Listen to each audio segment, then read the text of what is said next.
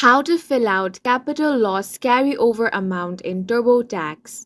Hi guys, welcome to our channel. Let's begin. To fill out the capital loss carryover amount in TurboTax, you need to input the losses you didn't use in prior years to offset your taxable income.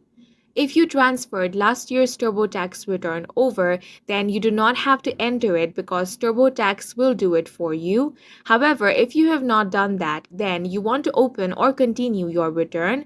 Now navigate to Capital Loss Carryover section. For that, in the search bar, you want to search Capital Loss Carryover. Then select the Jump to link. Now select yes on the screen for did you have investment losses you couldn't claim last year. Here you will have to enter the info about your capital loss on the following screens. You will be prompted to enter short-term loss carryover, long-term loss carryover. These amounts can be found on last year's Schedule D worksheet. Now you want to confirm the carryover and apply the current year. Now you want to review all the information. After that, you can proceed to file your tax. And that's it for this video. If you found it helpful, please make sure to hit the like button and subscribe for more videos like this.